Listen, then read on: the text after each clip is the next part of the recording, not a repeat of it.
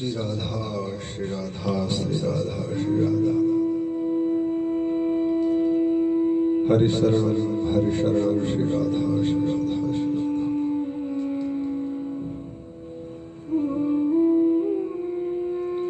वृंदावन कलानाथो हृदयानंद वर्धनो सुखदो राधिका कृष्णं भजेहं कुंजगामिनो सदा सनातन एक रसना औषध सब काल श्री राधा रानी जहाँ राजा मोहनलाल। जय जय वृंदावन वृंदावन जहाँ विराजत मोहन राजा श्री राधा श्री रानी। सदा सनातन एक रस जोरी महिमा निगम न जानी श्री हरि प्रिया तू निज दासी रहत सदा भगवानी। राधा करावचत पल्लव वल्लरी के राधा पदांक विलसन मधुरस्थली के राधा यशो मुखर मत्त खगावली के राधा विहार में रमता। श्री वृंदावन श्री वृंदावन श्री वृंदावन प्राण वृंदावन जीवन वृंदावन सर्वस्व वृंदावन।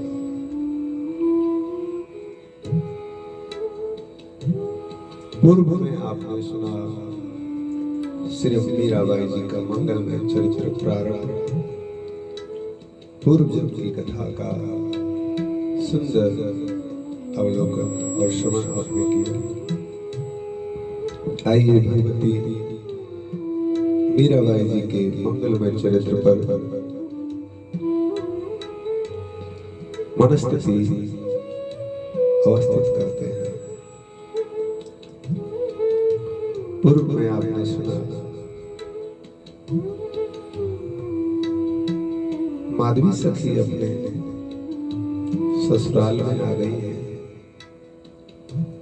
इनके पति सुंदर बहुत प्रेम करते हैं। इनकी सासू मां पुत्री की तरह लालन पालन करती है।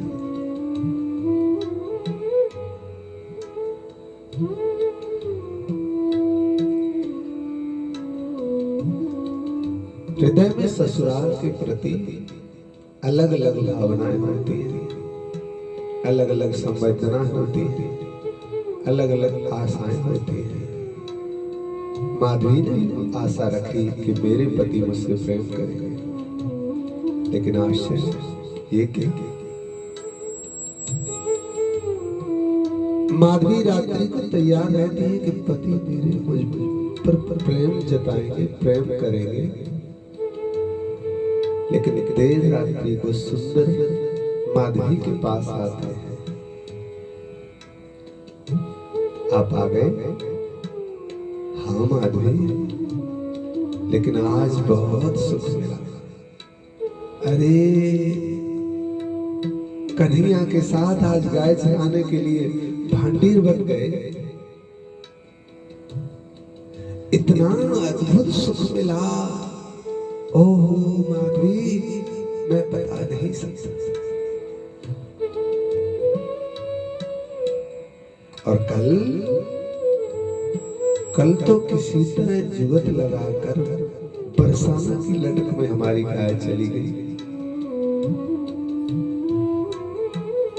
वहां कैसा अद्भुत खेल हुआ, कैसे अद्भुत खेल की रचना हुई माधवी, कैसे बताया तुम्हें। किसी प्रकार से जुगत लगाकर वहां श्री राधा रानी पधार गई अपनी ललतारी सखियों के साथ। और बाजी श्याम सुंदर के साथ में सखियों ने श्री राधा रानी ने लगाई और ठाकुर हार गए। माधवी बोली ठाकुर हार गए, लेकिन सुना है वो तो जादूगर है, उनका तो जादू पूरे ब्रजमंडल में है, सब पर उनका जादू चला है। सुंदर कहते हैं माधवी तू नहीं जानती, पूरी दुनिया पर जादू श्याम सुंदर का चलता हो, लेकिन राधा रानी पर उसका जादू नहीं चलता। दुनिया पर जादू चलता है कृष्ण का, और कृष्ण पर जादू चलता है हमारी राधा रानी का। अच्छा, लेकिन सुना है वो तो बहुत बड़े जादूगर है। हाँ, वो बहुत बड़ा जादूगर है, लेकिन उससे भी बड़ी जादूगर है हमारी राधा रानी। माधवी ने जब सुना राधा रानी, ये कौन है? अरे पागल, तू ब्रज में ही रहती है कि कहीं और? राधा रानी को नहीं जानती? अरे बरसाने के महाराज श्री वृषभानु और वृषभानु जी और श्री कीर्ति मैया की इकलौती बेटी, लड़ेती बेटी राधा रानी, उसका नाम है, सब ब्रज की प्यारी है। अच्छा, खूब अद्भुत चर्चा। अच्छा माधवी, अब देर रात बहुत हो गई है, विश्राम करते हैं। माधवी विचार कर रही, कोई प्रेम की चर्चा करेगी जैसे परिवार में होती है, लेकिन हर चर्चा करते ही विश्राम। एक दिन माधवी पनघट पर जल भरने गई, अपनी सखियों से कहती, बहन तुम भी इस गांव में ब्याह कर आई हो? हाँ बहन जी, मैं भी इस गांव में ब्याह कर आई हूं। तो क्या आपका पति आपको प्रेम करता है? हाँ हाँ, हमारे पति तो हमको बहुत प्रेम करते हैं। पर तुम बताओ, क्या तुम्हारे पति तुम्हें प्रेम करते हैं? माधवी ने कहा, प्रेम तो करते हैं, लेकिन चर्चा हमेशा वो श्याम सुंदर की ही करते हैं। प्रेम तो करते हैं, पर चर्चा श्याम सुंदर की ही करते हैं। सब सखियों ने कहा, ओहो, तुम्हारा तो परम सौभाग्य है। सब सखियां दंडवत करने लगी।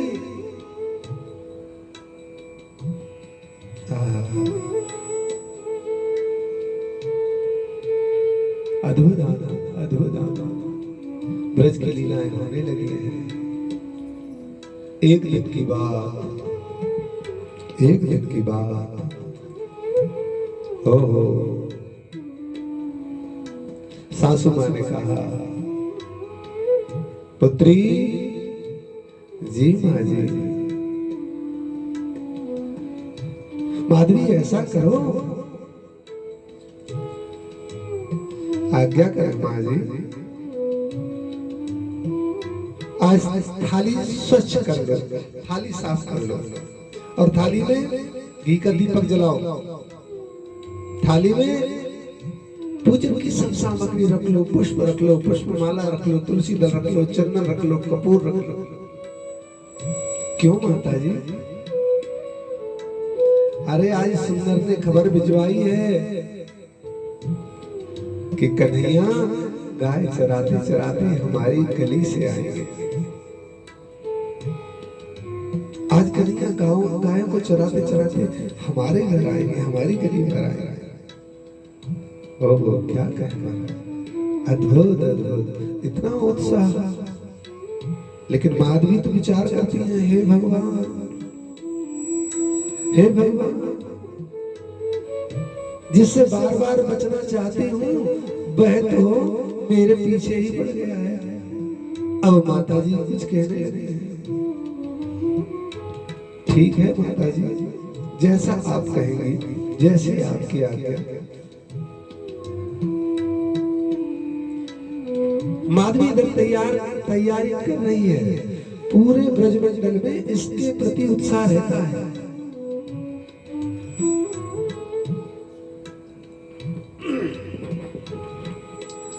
पूरे ब्रज में इसके प्रति उत्साह रहता है, क्योंकि गोधूली बेला में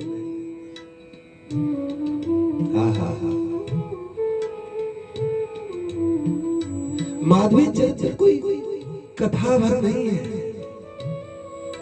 ये दर्शन है, ये दर्शन है। मीरा चरित्र में बहुत बार ठाकुर का दर्शन है।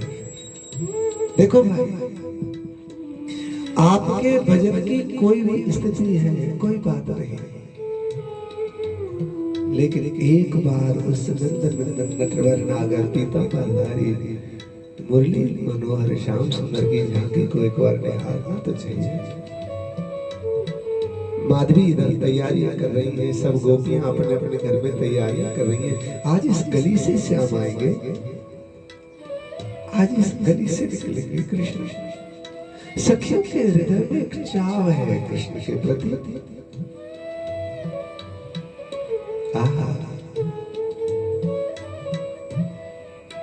श्री विठलनाथ गोस्वामी जी के सेवक श्रीनाथ जी की सेवा में रहते हैं छीत स्वामी, वो एक बहुत सुंदर सा पद गाते हैं।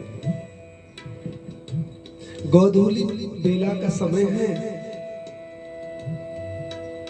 सूर्य छिपने वाला है और गायों के खुरों से जो धूल है वो आकाश को भी लज्जित कर रही है।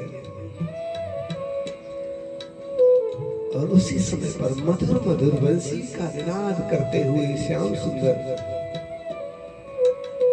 धौरी दूसर कारी कारी श्यामा गंगी गौरी मधुर तान सुन सुन मुरली हरि के संग संग डोरी।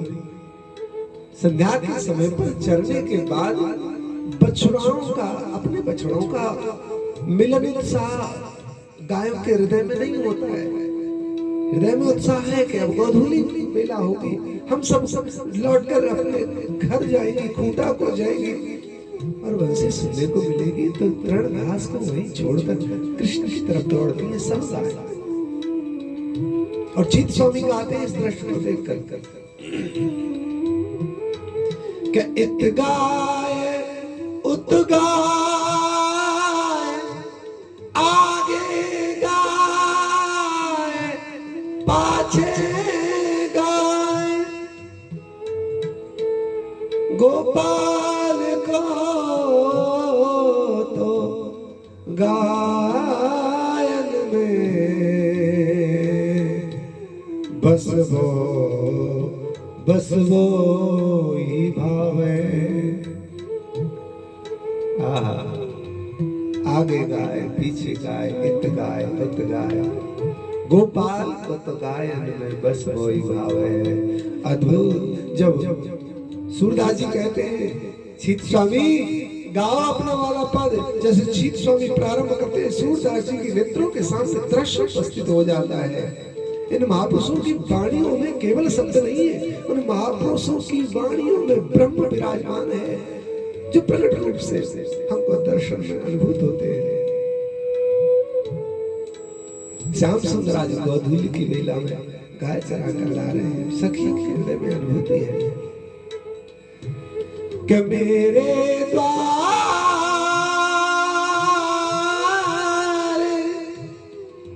बंसी कौन बजावे, मेरे द्वारे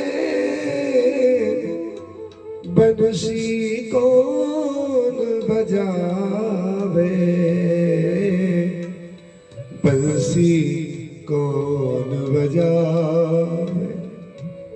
अरे मेरे द्वार पर बंसी की आवाज आ गई है, महामधुर महामीठी धुन कहां से आ रही है। तब तक एक दरवाजे पर खटखटाती है, सखी आ गई कहती है कि चल री सखी चल दर्शन दर्शन करे। सखी कहती है कहां चले, कि चल री सखी चल दर्शन करे, जो बाबा की देन चरा में। अरे सखी चल मैं कहां चलूं? तू जानती है कहां से आ रही है? अरे जो नंद बाबा की गाय चराते हैं ना, उनके श्याम सुंदर, उनके लाला, वही गोधूली में समझ लो लौट रहे हैं, वही बंसी बजा रहे हैं। ओए होए इतनी मधुर कि जो जो धुन सुनू त्यों त्यों उठ दाऊं, कि जो धुन सुनू त्यों ही उठ दाऊं, रोम रोम हर्षावे मेरो रोम रोम हर्षावे, जब जब देखूं श्याम सुंदर को, जब जब देखूं, जब जब देखूं श्याम सुंदर को।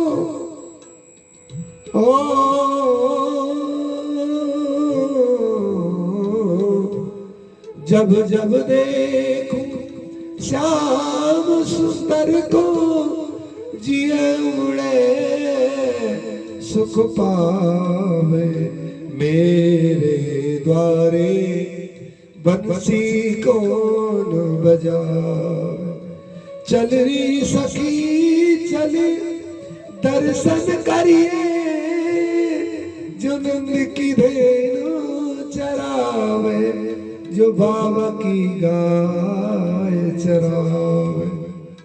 निकस निकस सखी द्वारे ठाड़ी, हाँ निकस निकस सखी द्वारे ठाड़ी,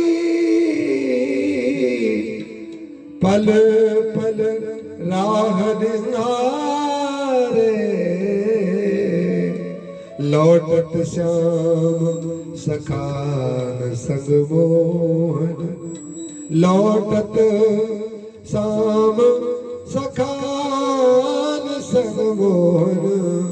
जय जयकार पुकारे पुकारे मेरे द्वारे, बंसी कौन बजाए। सब सही तैयारी कर रहे हैं और श्याम सुंदर आए। सुंदर की मां ने, माधवी के पति ने इशारा किया, मां। तब तक तो कायों के झुंड के आगे आगे श्याम सुंदर चले आए और ठाकुर रुके, ब्रजवाले रुके, सब बछड़े रुके और पीछे पीछे पीछे पीछे सब लंबी कतार, सब गाय वहीं की वहीं रुक गई। सबसे पहले माधवी की सास ने अर्घ दिया है और सुंदर तिलक किया है और सुंदर पुष्पमाला पहनाई है।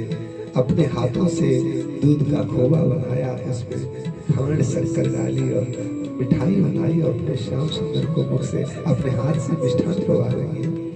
चरणों को धुलाया और मुख में मिल गई, फिर आरती की। इतना रस, इतना अद्भुत। माधवी की सास की आंखों से आंसू झरझर गिरते हैं। लेकिन ये क्या, सबको सुख है, सबका आनंद है, लेकिन माधवी ने घूंघट नहीं हटाया। माधवी का मुख घूंघट में है, इसने ठाकुर की तरफ देखा भी नहीं। और आश्चर्य क्या हुआ, और आश्चर्य ये हुआ कि ठाकुर सब जगह देखते हैं, लेकिन माधवी की ओर नहीं निहारते थे। माधवी विचार करती है, अच्छा हुआ है यहाँ पे बच गई। ओहो, माधवी की माँ ने कहा था वो जादूगर है बेटी, उसको किसी ने देख लिया या उसने किसी को देख लिया तो फिर वो किसी काम का नहीं रहता है।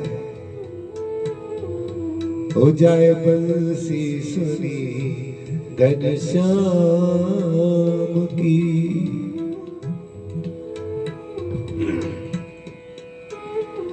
इतु वो बावरी बन डोले, रहे न काऊ काम की।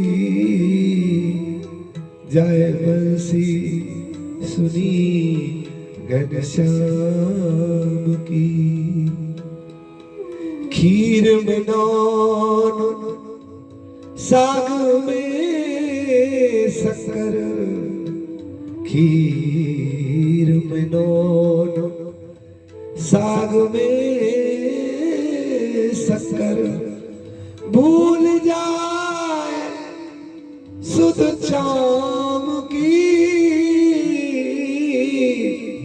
नारायण बोरी भई डोले, रहे न काहू काम की, जाए बंसी सुनी घनश्याम की। और कानों में रुई लगा लेती है गोधूली के समय पर। ओहो, एक दिन तो ब्रज में अद्भुत प्रसंग आया और माधवी की सास कहती है, माधवी जी, माँ जी, हमने सुबह जो पकवान बनाए हैं, हलवा पूड़ी मिठाई कढ़ी चावल बाजरा, जो भी खाने की सामग्री बनाई है पूजन के लिए, वो अलग अलग डलियों में रखकर छकड़ा में रख दो। क्यों माँ जी? वो सब हमें गोवर्धन लेके जाना है, गिरिराज लेके जाना है। लेकिन माता जी, आप तो कह रही थी कि दिवाली का पूजन होगा, देवताओं का पूजन होगा। अरे अब हो गई दिवाली, हो गया पूजन, अब किसी देवता वेवता का पूजन नहीं होगा। हे माता जी, आपने तो बोला, लेकिन बोला था, लेकिन मेरे बोलने पर क्या ध्यान देती है? अब तो जो कृष्ण ने बोला है सब उस पर ध्यान देना है। माता जी, क्या बोला है कृष्ण ने? कृष्ण ने कहा है अब इंद्र की पूजा नहीं होगी, अब गिरिराज की पूजा होगी। हे भगवान, छोटे से बालक की बात पूरा गांव मान गया।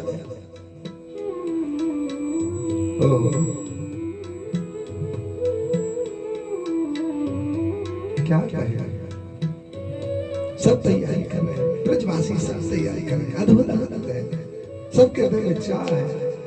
और भर भर के छकड़ा ब्रजवासी सब गिरिराज जी चले गए।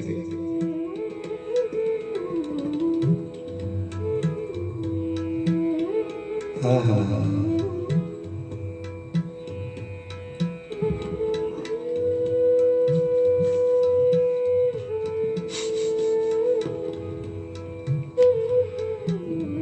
अद्भुत अद्भुत पुरुष।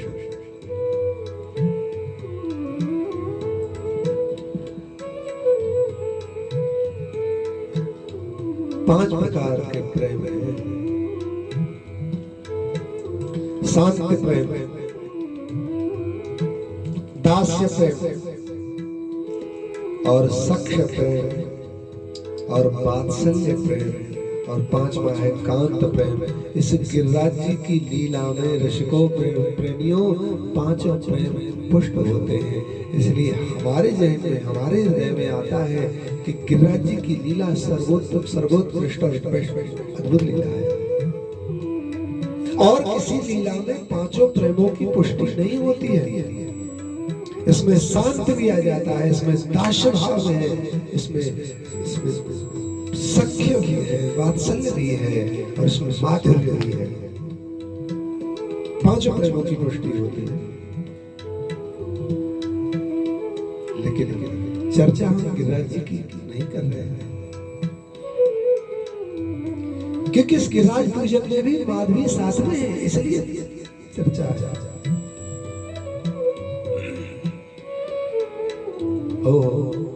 सबने गिरिराज जी का पूजन किया। ब्रजवासियों ने देखा, कन्हैया अरे हमको तो सब पहुंचावे की काज, एक ही देवता बहुत हो हमारो कन्हैया, अब तो हमारे जैसा एक और देवता दर्शन तेरो दे।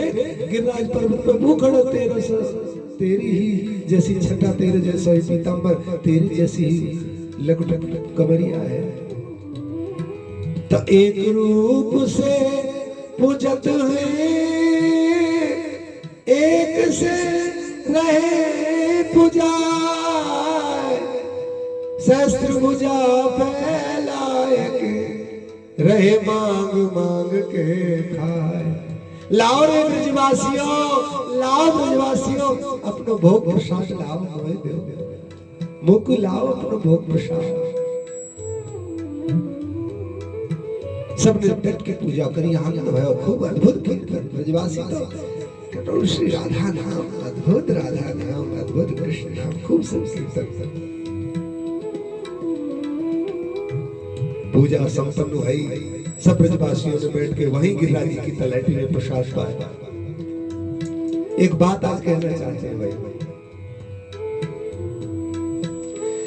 गिरिराज जी आप आते हो परिक्रमा करके, बहुत जल्दी जल्दी चले जाते हो। गोवर्धन की परिक्रमा में आने के बाद अक्सर हमने सबसे यही देखा है, सब विचार करते 3 घंटे में पूरी हो गई, 4 घंटे में पूरी हो गई, हमारी 5 घंटे पूरी हो गई।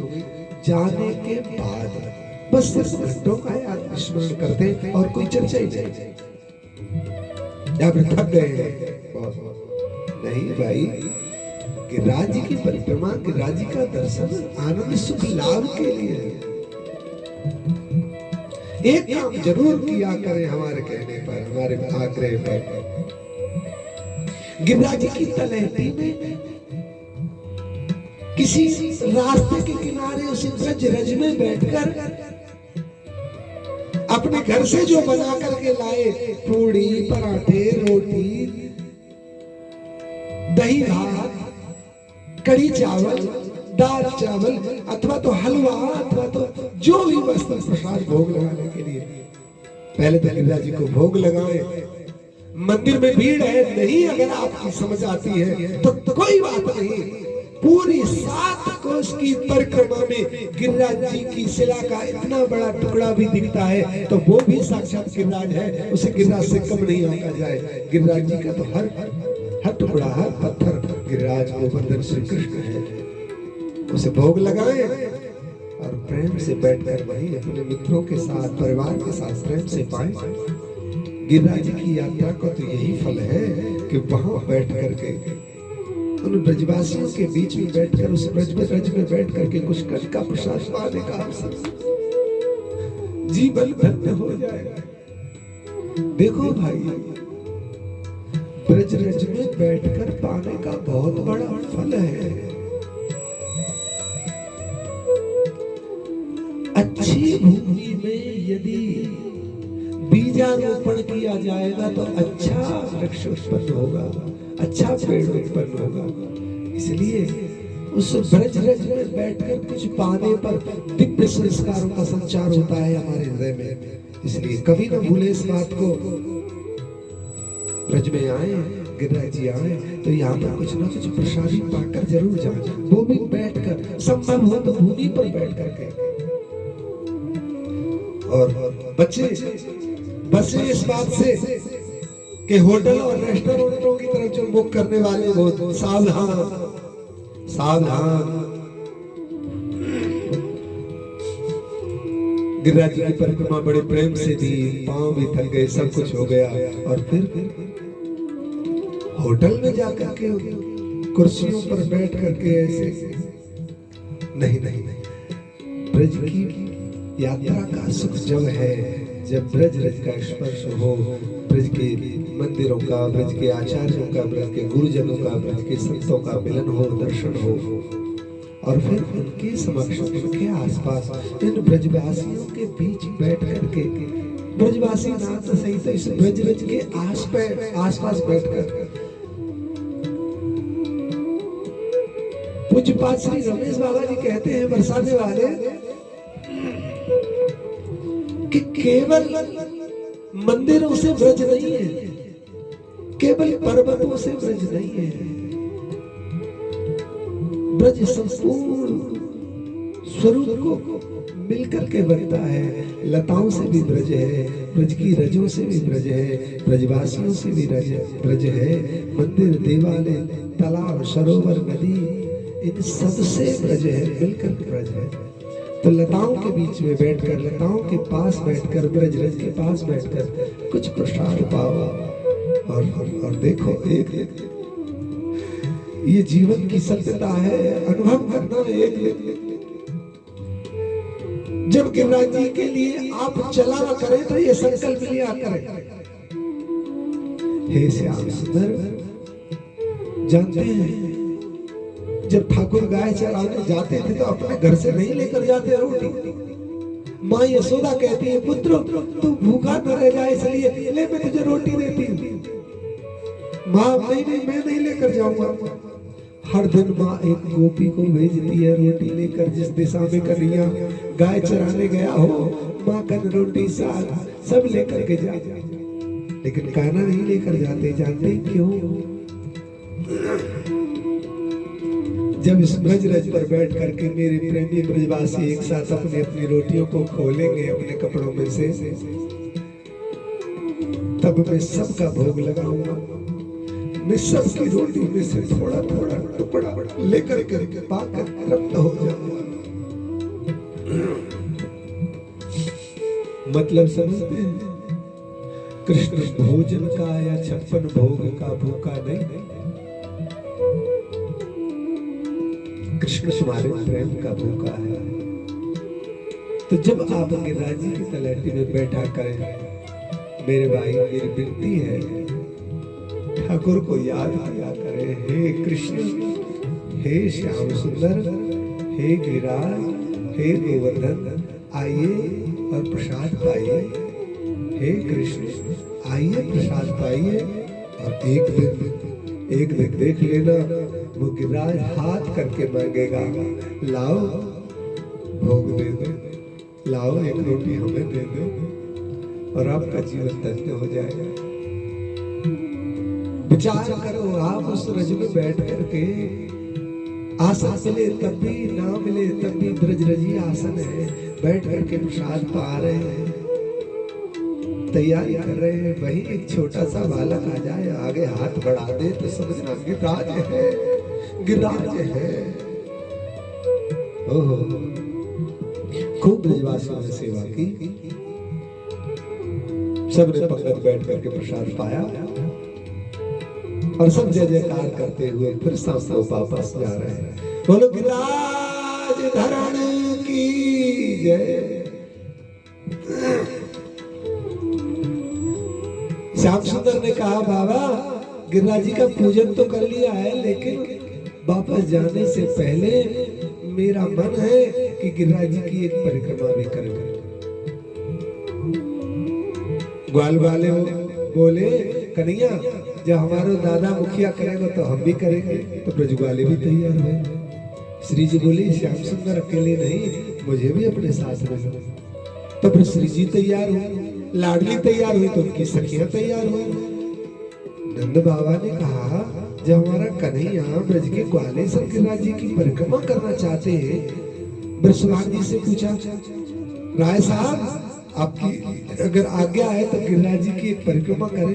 अरे देखिए और पूछ फिर तो सब ढोल मजीरा मृदंग झांझ जब ढोल और शंख नगाड़े सब सहित अद्भुत परिक्रमा हुई है। आप जानते हैं सबसे पहले गिरिराज जी की परिक्रमा हमारे ठाकुर श्याम सुंदर और श्री जी ने की। युगल सरकार ने सब ब्रजवासियों के साथ में आज ब्रज की परिक्रमा का तो महत्व है, गिरिराज जी की परिक्रमा का बहुत महत्व है। सैकड़ों लोगों क्या हजारों लोगों के मुख से सुना है गिरिराज जी की परिक्रमा करने का फल मांगना नहीं पड़ता है, मांगना नहीं पड़ता है। गिरिराज जी की परिक्रमा का जो फल है, क्योंकि मांगने से क्या पाएंगे, लेकिन गिरिराज अद्भुत क्या से क्या नहीं देंगे।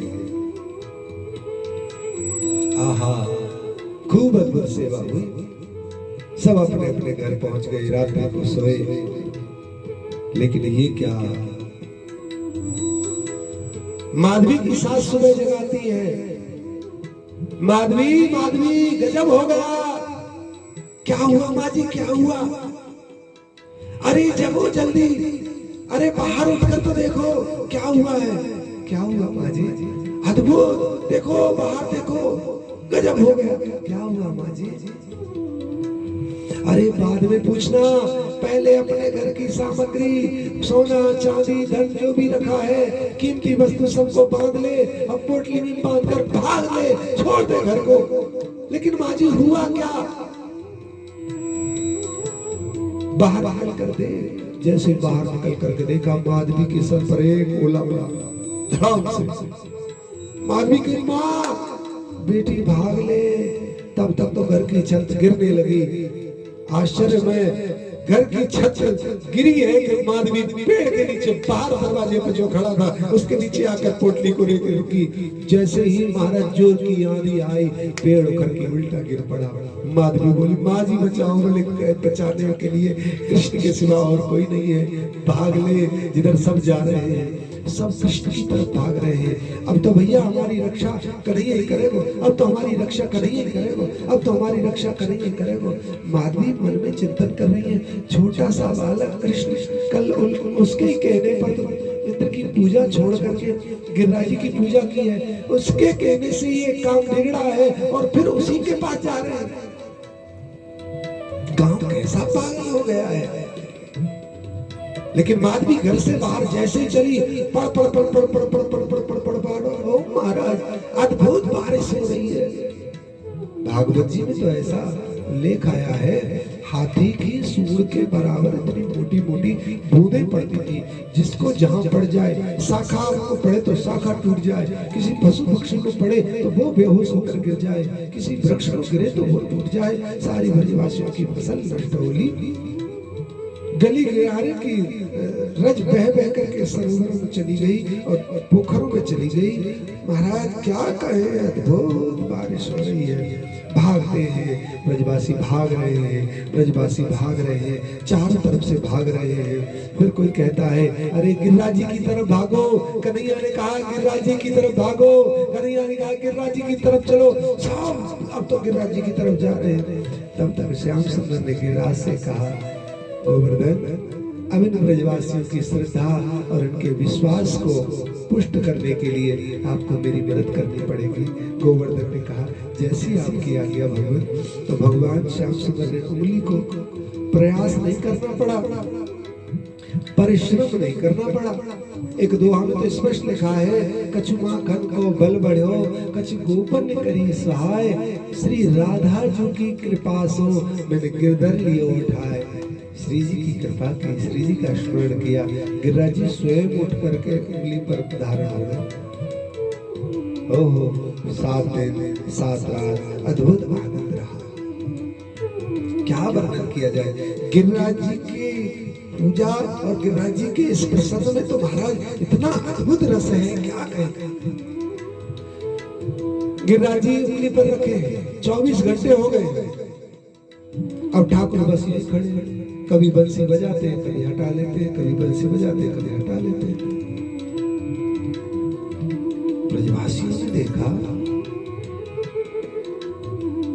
कन्हैया दादा अकेलो लगे हुए हैं, सब अपनी अपनी लाठी में लगा रहे हैं। माँ कहती है, थोड़ो थोड़ो देव सहारो, गिर न पड़े कहीं गिरवर भारो। ब्रजवासियों को बहुत अद्भुत सुख है।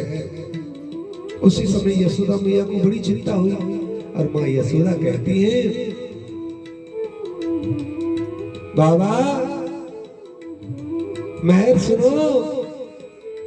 बोलो भाभी, बोलो प्रिय, देखो तो सही मेरा छोटा सा गोपाल है, कि छोटो सा गोपाल मेरा और कितना गिरवर भारी, हार तके मन मुखो मलिन सो, यही चिंता करे यशोदा महतारी।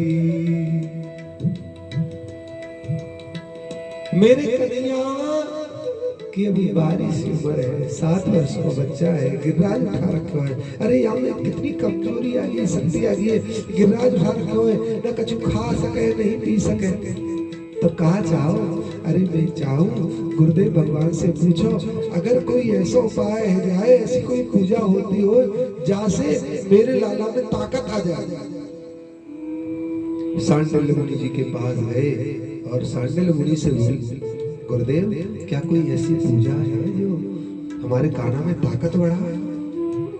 गुरुदेव बोले, हाँ ऐसी पूजा तो है, ऐसी पूजा है।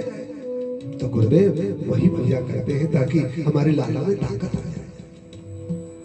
देखो हमारे ग्रंथों में, शास्त्रों में किसी में अगर शक्ति बढ़ानी है, सामर्थ्य बढ़ानी है, तो शक्ति पूजा का विधान है। और ये आप भी समझ लें, यदि आप में शक्ति नहीं है, आप निश्चेष्ट हो रहे हो, किसी कार्य को करने की क्षमता आप में नहीं है बराबर, स्वास्थ्य आपका ठीक नहीं है, दृष्टि आपकी ठीक नहीं है, मनोदशा आपकी ठीक नहीं है, इंद्रियों से सुनना और कहना बोलना, इंद्रियों की जो तत्परता है उसमें कोई विघ्न आ रहा है, अथवा तो परिवार को चलाने में आर्थिक कष्ट है, आर्थिक पीड़ा है, किसी भी प्रकार का आपके घर गृहस्थ में अगर व्यवधान है, तो भाई भागवत में और गर्ग संहिता में श्री सांडिल्य मुनि जी, वृषभान जी और नंद बाबा जी को कहते हैं उपाय है शक्ति पूजा। अब वहां पर शक्ति पूजा कैसे करनी चाहिए? कहा मंदिर में जो देवी होती है ना उसका पूजन करो। कहा यहाँ तो मंदिर नहीं है, तो मंदिर नहीं है तो उसके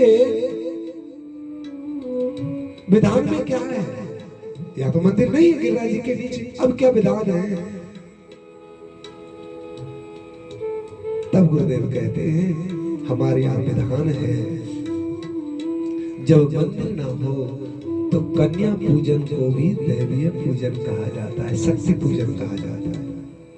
हमारे यहाँ विधान है, साल में 4 बार नवरात्रि आते हैं, 2 बार गुप्त नवरात्रि और 2 बार में प्रकट नवरात्रि। और नवरात्रों के समय पर हमारे वैष्णव समाज में, हिंदू समाज में, हमारे भारत के पूरे विश्व ब्रह्मांड में नवरात्रों में कन्याओं का पूजन होता है, वही तो शक्ति पूजन है।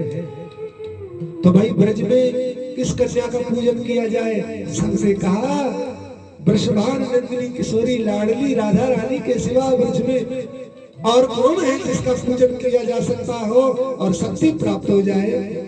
ओह ठीक है, पूरी तैयारी की गई, सोने की सुंदर सी चौकी वहां पर पधराई गई, रेशम का वस्त्र बिछाया गया।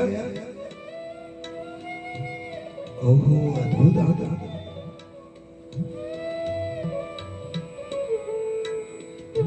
इतना अद्भुत आनंद आया।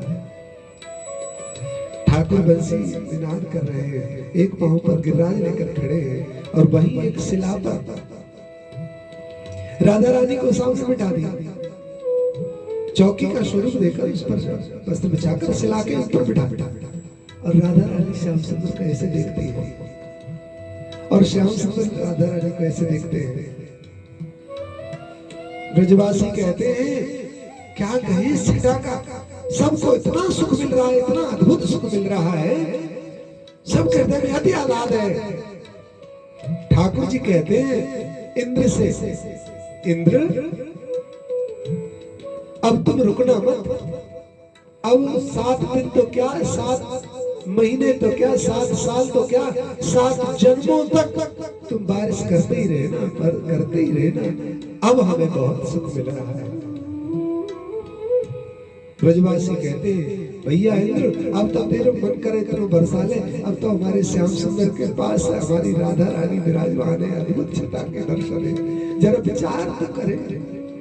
श्याम सुंदर सामने खड़े हैं, उनके ठीक सामने सौभाग्यशाली मेरी प्रिया जी खड़ी है और विराजमान, दोनों टकटकी नहीं कट के निहार रहे हैं, वो सामने से नहीं हटती है।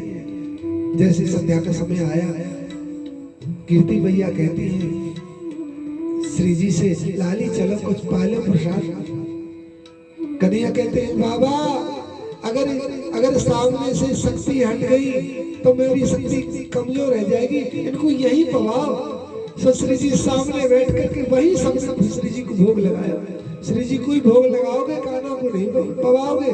तो श्री जी को भोग पवाने के बाद फिर श्याम सुंदर को भोग पवा रहे। कन्हैया को बहुत अच्छा लग रहा है, क्योंकि कन्हैया के श्याम सुंदर कभी अमनिया नहीं पावे, पहले प्रिया जी पाले फिर श्याम सुंदर पावे। ऐसा अद्भुत आनंद। हो महाराज क्या कहेंगे। जब ये ब्रजवासी भागते भागते गिरिराज जी की शिला के नीचे आएंगे, तब जो माधवी सखी है, बाने सखी से पूछी अरे बहन बोलो बहन एक बात समझ में नहीं आ रही, गिरिराज इतना बड़ा गिरिराज है, कल हम यही गिरिराज का पूजन करके गए ना।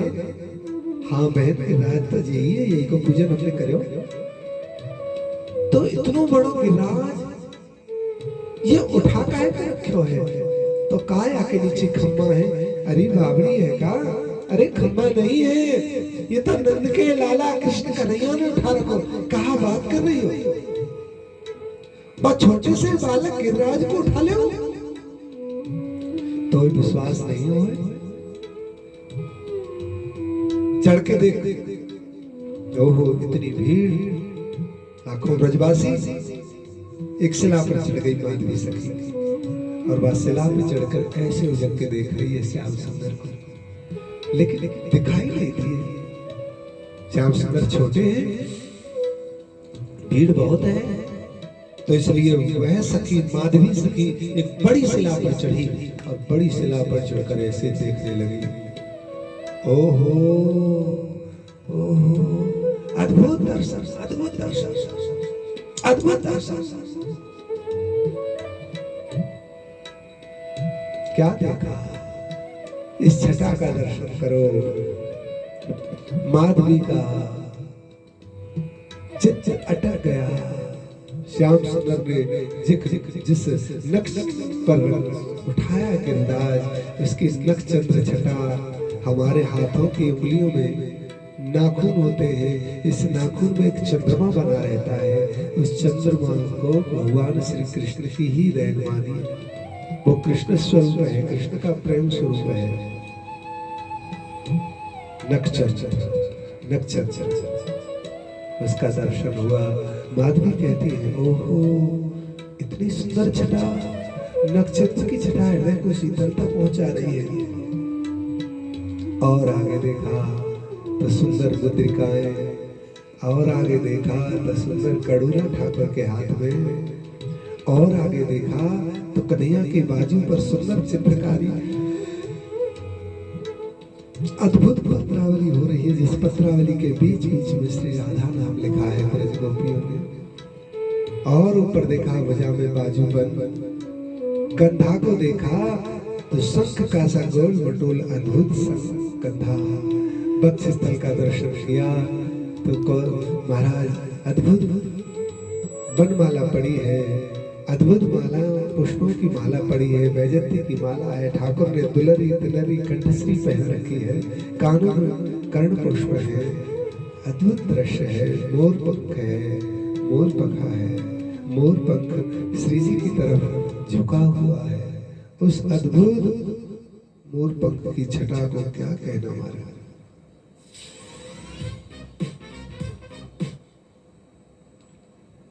अद्भुत छटा, ओहो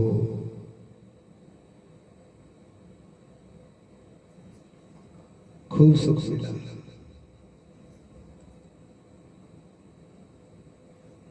दिव्य छटा। वह माधवी सोचती है कि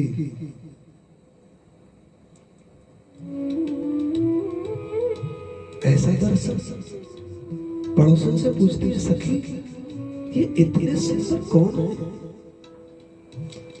सखी कहती है, तू ब्रज में ही रहती है कहीं और? अरे तू ब्रज में ही रहती है कहीं और रहती है? कितनी बावली है, तू नहीं जानती इनको? नहीं, मैंने तो पहले कभी इनको देखा नहीं। अरे कितने दिन की तू ब्रज में ब्याह कर आई है, तूने आज तक इनको नहीं देखा? माधवी बोली, मैं क्यों झूठ बोलूंगी, मैंने इनको कभी पहले नहीं देखा। अरे यही तो है कृष्ण, अरे यही तो है नंदन, यही तो है हम सब ब्रजवासियों का जीवन धन, यही तो है हमारी महारानी श्री यशोदा जी के लाला, यही तो है नंद के लाला, अरे यही तो है तेरे कसम सा यार। ऐसे कही, ओहो माधवी की अंग में तो महाराज बिजली जैसी दौड़ गई। क्या यही श्याम सुंदर है? ओहो फड़फड़ा गई, रोम रोम खड़ा हो गया, जी घबराने लग गया, कंठ सूख गया, आंखें बरसने लगी, छटछटाहट जैसे मछली बिना पानी के तड़पती है, वैसे ही हृदय में बेचैनी छा गई। अद्भुत व्यग्रता तड़पने लगी। क्या यही है? क्या यही है जिनसे मैं घूंघट करती हूँ? क्या यही है जिनको मैं कभी देखना नहीं चाहती? सखी बोली हाँ। क्या ये वही है जो नित्य प्रति गाय चरा कर आते हैं? क्या यही वो है जो संध्या और सुबह मधुर बांसुरी से पूरे ब्रजमंडल को तृप्त कर रहे हैं? क्या यही है वो मेरे रथ पर मेरे घूंघट को उगाड़ने के लिए, मुझे देखने के लिए इस चमड़े की देह को, इस नासवान मुख को देखने के लिए क्या इन्हीं ने आग्रह किया था? क्या ये ही बार बार कह रहे थे भाभी मुख दिखा, भाभी अपना मुंह दिखा, भाभी अपना मुंह दिखा? अरे मैंने इसे अपनी चमड़े की देह को केवल इनसे बचाया। इनकी एक झलक पाने के लिए बड़े बड़े देवता तरसते होंगे, ब्रह्मा आदि शिव आदि सब देवता तरसते होंगे।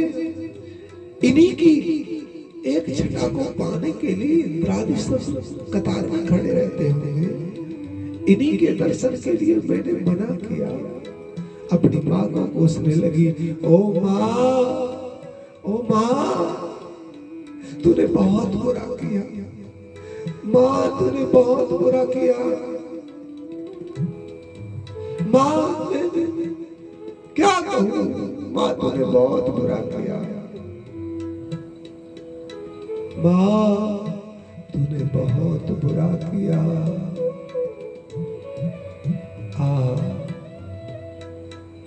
मीराबाई श्री माधवी सखी ने कहा, माँ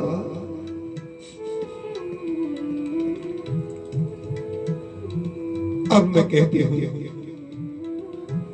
आज से जगत में किसी भी माँ और बाप की बात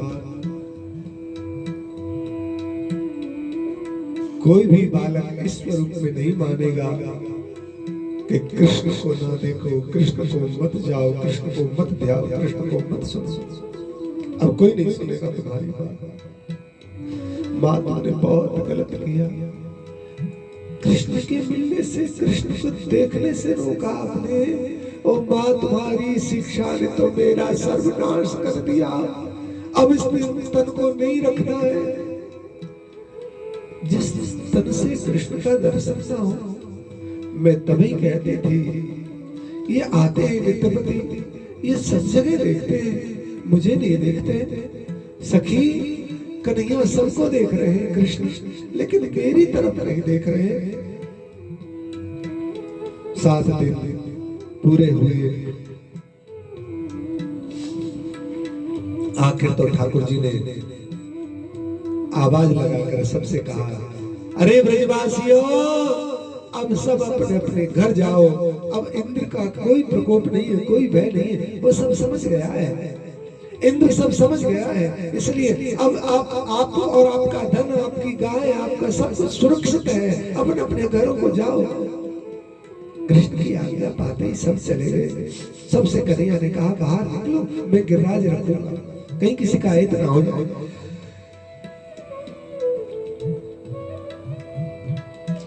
सब बाहर निकल गए, लेकिन माधवी अभी भी वहीं खड़ी है, नीचे सरती है। माधवी वहीं खड़ी है, नीचे सरती है। लेकिन आश्चर्य क्या है, सब निकल गए, केवल माधवी खड़ी है।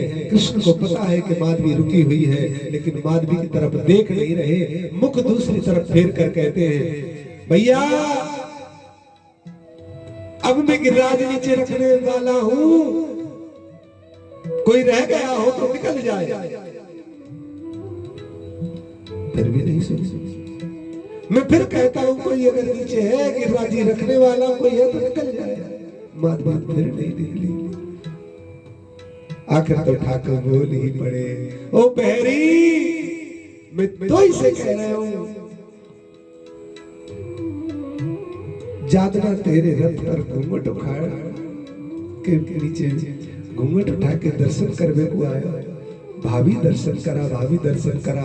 तू बादना बहरी, तेने बादना भी मेरी बात नहीं सुनी, और आज भी तू बहरी ही है।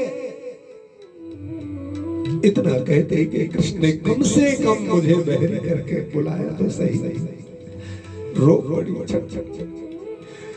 हे प्रभु क्षमा करो मेरे नाथ, क्षमा कर दो, नादान थी मैं, समझ नहीं पाई, मैं अपनी माँ की बातों में आती रही, माँ की बातों को निभाती रही, समझ नहीं पाई, क्षमा करो मेरे प्रभु, क्षमा कर दो नाथ, भूल हो गई मुझसे, मैं तो जानती नहीं थी कुछ भी।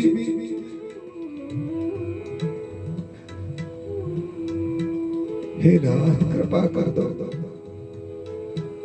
आप कृपा के सागर हैं, आप रूप के सागर नहीं, कृपा के भी सागर हैं, कृपा कर दो। और मेरी माँ भी गलत नहीं थी, उसने भी सही कहा, आप बहुत बड़े जादूगर हैं, आपने मुझ पर जादू कर ही दिया आखिर, लेकिन अब जादू कर ही दिया है तो अब कृपा करो, अब क्षमा कर दो। ठाकुर जी ने नजर भरकर मीरा की तरफ नहीं देखा, माधवी की तरफ बिल्कुल नहीं देख रहे हैं।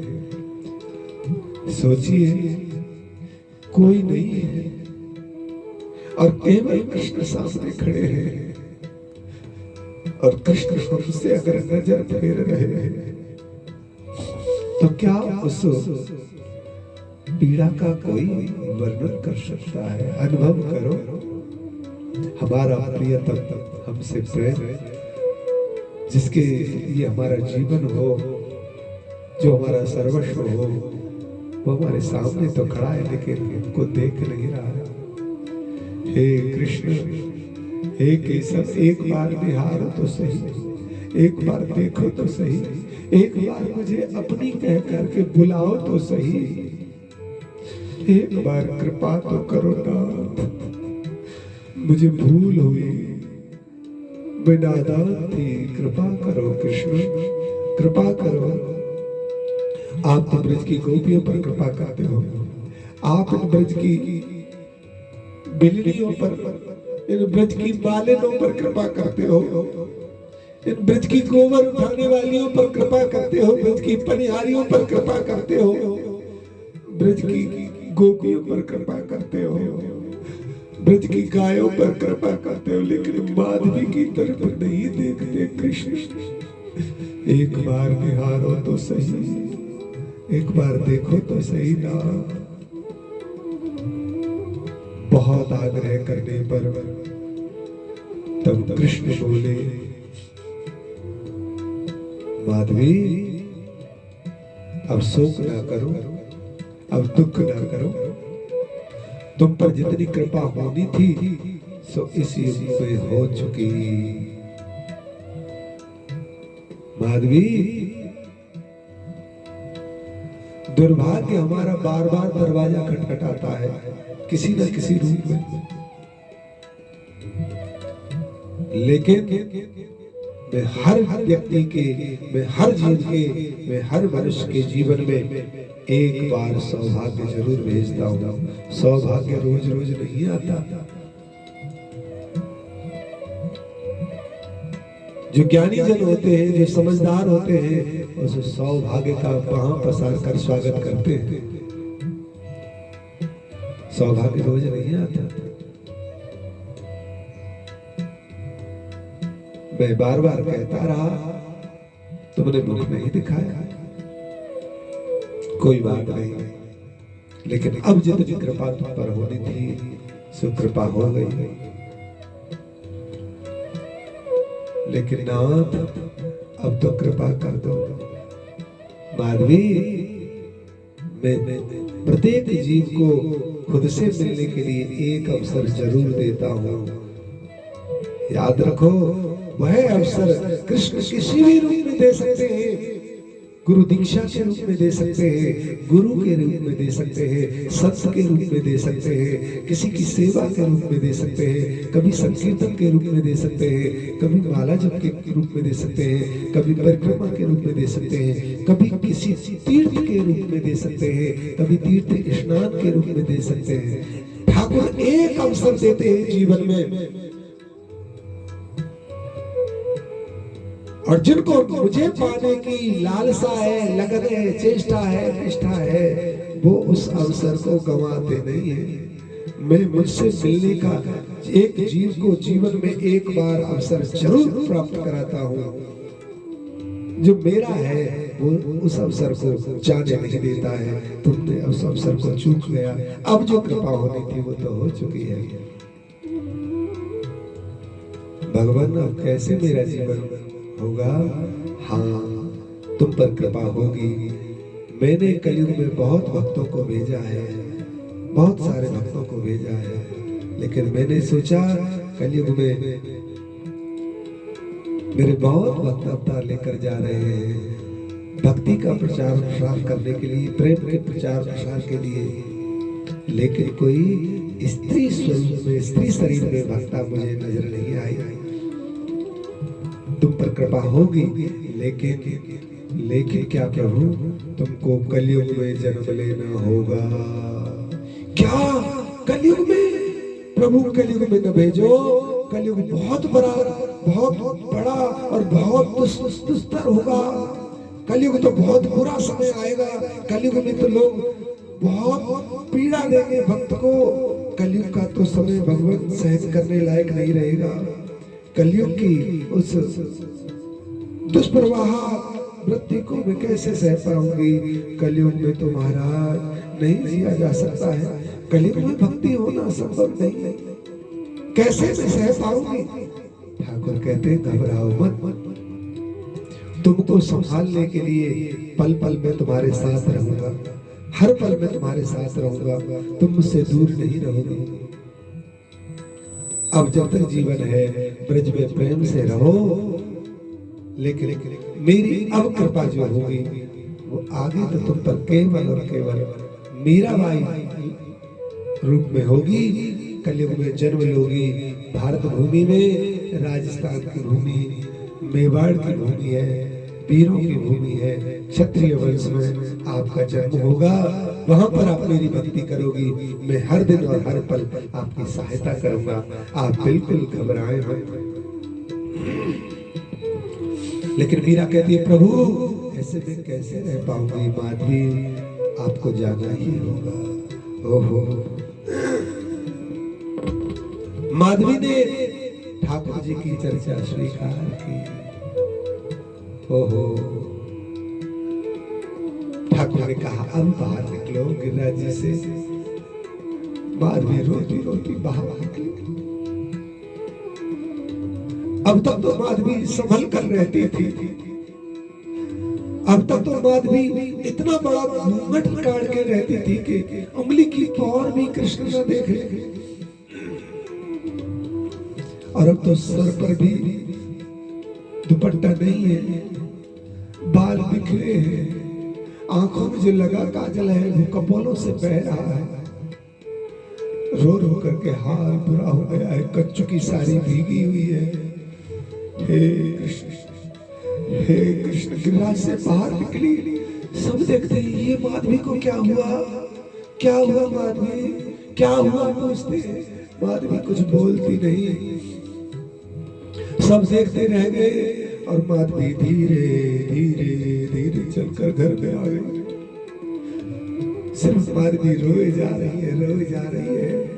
कन्हैया ने गिरिराज जी को नीचे रखा, अपने अपने सब घरों को पहुंच गए। माधवी की दशा कौन कहे। अब तो एक एक जीवन एक एक दिन भारी पड़ रहा है। माधवी घबराती है। क्या कहूं, जिस कृष्ण के लिए ये जीवन है, जन्म जन्मों की तपस्या करने के बाद ब्रज में मनुष्य को जन्म मिलता है और ब्रज में आने के बाद कृष्ण सामने है लेकिन देख नहीं सकते। इस पीड़ा को क्या कहे। माधवी नित्य इस विरह के जहर का घूंट पीती है। लेकिन शायद किसी की कृपा हो जाए, शायद किसी दिन बात बन जाए। इसलिए अपनी सास से कहती है माँ जी आप कहो तो थाली तैयार कर लूं। आप इनसे पूछो, अपने बेटे से, आप अपने पुत्र से पूछो ये क्या श्याम सुंदर अपनी गायों को हमारी गली से लेकर जाएंगे? पूछो तो सही, पूछवाओ इनसे, क्या आज कन्हैया अपनी गायों को यहाँ से लेकर जाएंगे? आपकी अगर आज्ञा है तो मैं थाली तैयार कर लूं, थाली में गंगा जल रख लूं, उनके लिए दूध और दही रख लूं, उनके लिए कुछ मिष्ठान तैयार कर लूं, आप कहो तो तिलक लगाने के लिए चंदन घिस लूं, उनके लिए पुष्पमाला अच्छी अच्छी तैयार कर लूं। आप कुछ आज्ञा तो करो। माधवी की सास कहती है, ओहो, मैं तो गिरिराज जी का पूजन करने गई थी और गिरिराज से कहकर आई थी, मेरी बहू का कृष्ण के प्रति बिल्कुल मन नहीं है। हे गिरिराज, मेरी बहू पर कृपा करना, इसे कृष्ण की भक्त बना देना। लेकिन मुझे नहीं पता था मेरे गिरिराज इतने सच्चे देवता है, मेरा गिरिराज इतना प्यारा इतना सच्चा देवता है। मैंने कही कि मेरी बहू की तो काया पलट हो गई। बलिहार मेरे गोवर्धन, बलिहार मेरे गिरिराज जी। माधवी आज नहीं आ रहे हैं, कोई बात नहीं है। नित्य प्रति माधवी थाली सजाती है, लेकिन कृष्ण नहीं आते। नित्य प्रति रास्ते को साफ करती है, कृष्ण नहीं आते। नित्य प्रति अपने घर पर चौक पूरती है, द्वार पर पत्रावली करती है, कृष्ण नहीं आते। हर दिन बाट निहारती है, कृष्ण नहीं आते।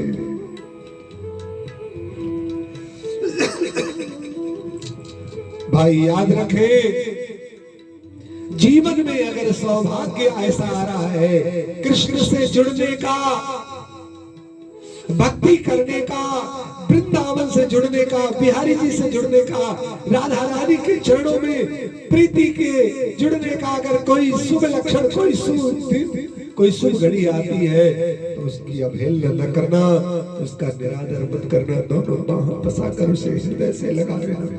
उस अवसर को आप सबसे बड़ा जन्म समझना कि आपका अद्भुत जन्म है ये। उस अवसर को मत चूक जाना। चूक गए, उस अवसर को अगर आप चूक गए तो फिर वह अवसर लौट कर, बहुत सारे अवसर आएंगे लेकिन वो अवसर लौट कर वापस नहीं आएगा। चूकना नहीं, चूकना नहीं।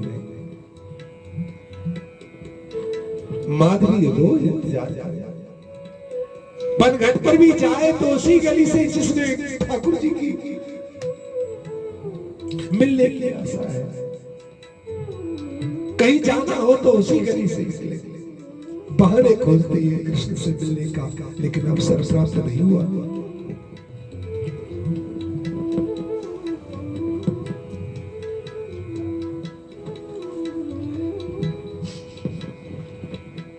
खूब बहाने खोजे लेकिन अवसर प्राप्त नहीं हुआ।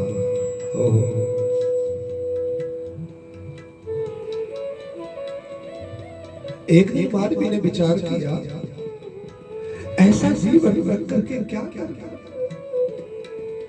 ऐसे मेरा अर्थ जिस जीवन का कोई अर्थ नहीं निकल रहा है, क्या करे। कृष्ण सामने है, गली से निकल जाते हैं। हर घर की अट्टालिका पर सखियां खड़ी रहती हैं। सखियां ठाकुर के स्वागत में पुष्प वर्षा करती हैं, सबको इशारा करते हैं, सबको देखते हैं, सबकी तरफ मुस्कुराते हैं, सबको संकेत करते हैं मैं तेरे घर आऊंगा, सबको बजाते हैं वैसी और लुभाते हैं। लेकिन जैसे ही मेरा घर आता है बल्कि नीचे कर लेते हैं, मुख दूसरी दिशा में कर लेते हैं। ये मुझसे बर्दाश्त नहीं होता। सब सखियों की रोटी पाते हैं, सब सखियों का भोग पाते हैं, सब सखियों की मठा पाते हैं, सब सखियों का मक्खन पाते हैं, मेरा नहीं पाते। मुझसे ये नहीं सहा जाता। माधवी ने एक दिन पर निर्णय किया। माधवी सोचती है अब इस जीवन को रखना नहीं, अब नहीं रखना इस जीवन को। और माधवी ने उस जीवन को त्यागने का संकल्प लिया। अब मुझे यह जीवन, अब यह जीवन नहीं रखना। जिस जीवन में प्रेम ना हो वह जीवन रख के क्या करना भाई। जीवन का आधार कृष्ण हमसे दूर रहे, क्या करना। और एक दिन तो अंतिम निर्णय लिया मीराबाई ने, माधवी सखी ने। धीरे धीरे धीरे सामने हिलोर ले लेकर के कल कल नारनी भगवती यमुना बह रही थी। आज कहा कोई बात नहीं, इस जन्म में नहीं मिले, अगले जन्म में। जब अगले जन्म में मिल रहा है तो फिर इंतजार किस बात का। सोचती है कि आज अपने प्राणों की आहुति इस यमुना जी में दे दूंगी, और धीरे धीरे यमुना जी की तरफ बढ़ने लगी। यमुना जी में घुस रही है, प्रवेश कर रही है। घुटनों जला गया, कमर जला गया, छाती तक जला गया, कंठ तक जला गया, अब डूबने के लिए तैयार है।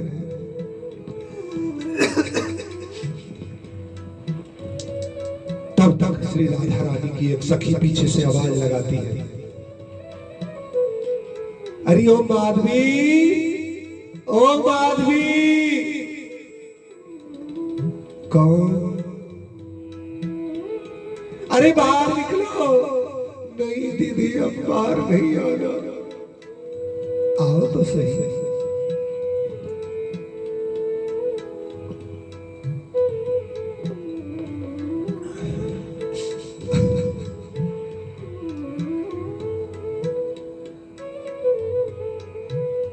चंपकलता नाम की सखी ने आवाज लगाई। माधवी बाहर आई। माधवी, मैं जानती हूं तुमको पीड़ा है, तुमको कष्ट है, घबराओ नहीं, तुम घबराओ नहीं। समझा करके से बाहर निकाल लिया। जैसे ही बाहर निकाला, बहुत समझाया, धैर्य धारण करो। मीरा माधवी अपने प्राणों की आहुति देने के लिए पल पल पर बार बार तैयार होती है। एक दिन तो ऐसा ब्रज में प्रसंग आया जिसकी कोई कल्पना करना नहीं चाहता है। मथुरा से अक्रूर लेने आए और अक्रूर लेकर के कन्हैया को बात चले गए। भागवत जी में यह प्रसंग बड़ा विस्तार से है।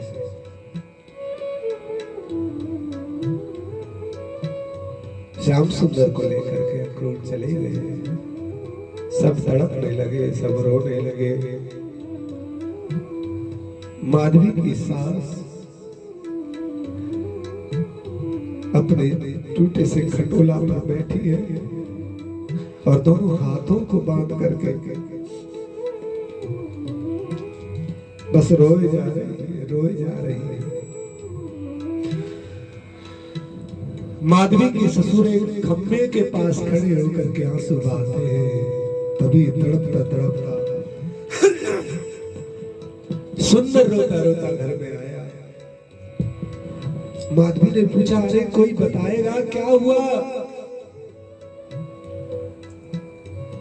देवी, हे माधवी, आज हमारा कृष्ण हम सबको छोड़कर चला गया है, लेकिन कहां?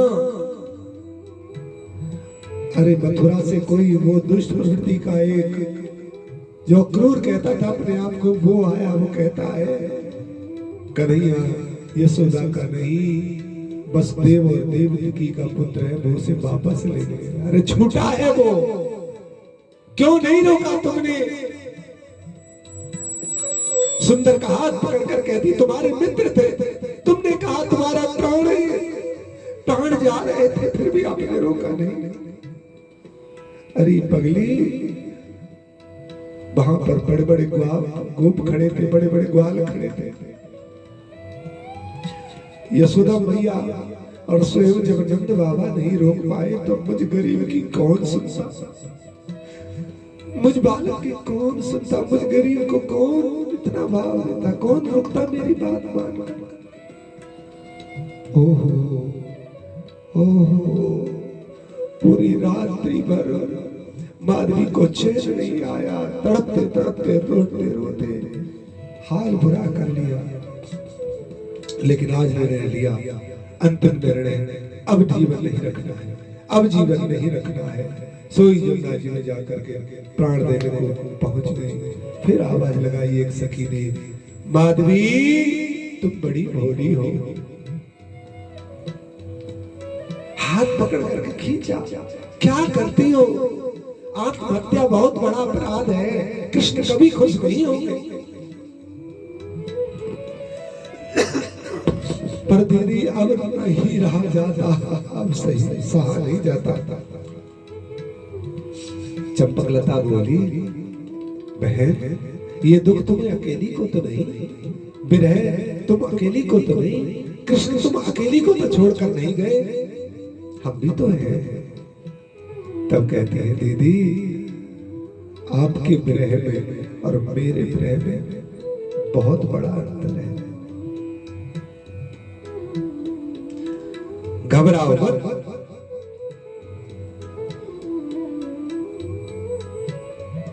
तुम्हारी जितनी पीड़ा है उतनी पीड़ा इन ब्रज की सब गोपियों को, सब सखियों को है। किसी से भी पूछ लो, क्या तुम्हारी तरह कोई जान देना चाहती है? और सुनो, चलो हमारे श्री जी के पास, वो तुम्हारी इस पीड़ा का हरण करेंगे। श्री जी के पास, श्री जी को नहीं देखा? अरे कितनी दयालु है वो, मैंने तो कभी नहीं देखा। हाँ एक बार दर्शन जरूर हुआ था, गिरिराज लीला के अंतर्गत जब गिरिराज जी को उठाया तब दूर से देखा, लेकिन भीड़ इतनी थी कि ठीक से देख नहीं पाई। तो ठीक है चल, लेके चल गए। और श्री राधा रानी के पास जब पहुंची, हो अद्भुत सौम्यता, अद्भुत दिव्यता, एक लता के नीचे आसन पर बैठी है, प्रेम से एकदम माधुर्य स्थिति है, एकदम साधारण वेश, सौंदर्य की प्रतिमूर्ति। प्रणाम किया। चंपकलता ने कहा, हे प्रियाजू, हे किशोरीजू, आओ आओ चंपकलता, ये कौन सखी ले आई? हे श्री जी, ये हमारे कृष्ण को प्रेम करती है। अच्छा अच्छा, हमारी बहन है, लाओ लाओ बिठाओ, इसे पास बिठाओ। इतना कहा हमारी बहन है, माधवी से सहा नहीं और चरणों को कस के पकड़ लिया प्यारा। हे श्री जी, हे राधा जी, हे राधा रानी कृपा करो, मैंने सुना है आप कृष्ण की भी कृष्ण हैं, आप कृपा करो। श्री जी कहती है, धैर्य धारण करो, घबराओ मत। अगर आपको छोड़कर गए हैं कृष्ण तो हमें भी छोड़कर गए हैं। और सुनो, असत्यवासी वो नहीं है, झूठ उनका स्पर्श भी नहीं करती। अगर वो कहकर गए हैं दोबारा आएंगे मिलेंगे, तो फिर दोबारा बंसी बजेगी, फिर दोबारा कमल खिलेंगे, फिर दोबारा चिड़िया चहचहाएंगी, फिर दोबारा हृदय में उद्गार आएगा। घबराओ मत, क्योंकि जिस विरह से आप गुजर रही हो वो विरह हमने भी सहा है, हम सब सह रहे हैं। दीदी आपके विरह में और इस माधवी अभागन के विरह में बहुत अंतर है। क्या अंतर है? पूरी बात बताई और कहा, दीदी आपने तो कृष्ण को पाकर खोया है, आप सबने तो कृष्ण को पाकर खोया है, मैं तो अभागन ऐसी हूं, मैंने तो पाया भी नहीं और खो भी दिया। ओहो ओहो माधवी, दुख तो तेरा बहुत है, कष्ट तो तेरा बहुत है, पर कोई बात नहीं, सब्र करना पड़ेगा तुझे, धैर्य धारण करना पड़ेगा। एक दिन मैं लेकर चलूंगी, कृष्ण से तुझे जरूर मिला दूंगी, ये मेरा वचन है, मैं तुझे मिलाऊंगी कृष्ण से। सब्र कर, धैर्य कर और आशा रख, कृष्ण कभी असत्य नहीं करते, असत्य भाषण नहीं करते। वो एक दिन फिर मिलेंगे हमें। और माधवी को प्रिया जी सांत्वना दी है, श्री जी के चरणों में ही रहने लगे। हे प्रियाजू, अब मुझे अपने पास ही रखो। देखो, जब ठाकुर थे तब ब्रजवासियों पर इसलिए कोई प्रबंध नहीं करता था, प्रतिबंध नहीं करता था कि कृष्ण से मिल लेंगे। और अब कोई इसलिए प्रतिबंध नहीं करता है क्योंकि प्रतिबंध करने की फुर्सत किसको है? होश में कौन है? सब बेहोश में पड़े हैं, होश तो किसी को है ही नहीं। इसलिए सब अपने अपने प्रेम की विरह पीड़ा को, ताप को सब सह रहे हैं और रह रहे हैं। और फिर पुनः कल आप श्रवण करेंगे कि श्री जी माधवी को कैसे ठाकुर से बुलाती है। ब्रज का चिंतन करते करते, ब्रज की लीलाओं का आश्रय लेते लेते माधवी को कैसे द्वारका की प्राप्ति हुई, ये दर्शन आप से इस चर्चा कल आप श्रवण करेंगे। प्रेम से बोले श्री राधा रानी की जय, बिरहणी श्री माधवी सखी की जय, कृष्ण कन्हैया लाल की जय जय श्री राधे, जय जय श्री राधे, जय जय श्री राधे। राधे राधे राधे, राधे राधे राधे, राधे राधे राधे, राधे राधे राधे, राधे राधे राधे, राधे राधे राधे। श्री राधा श्री राधा श्री राधा। हमेशा यही स्मरण करते रहे, हे राधा हे राधा हे राधा, श्री राधे श्री राधे हे राधे। जय गुरुदेव। श्री राधा श्री राधा। हे कृष्ण हे गोविंद गोविंद।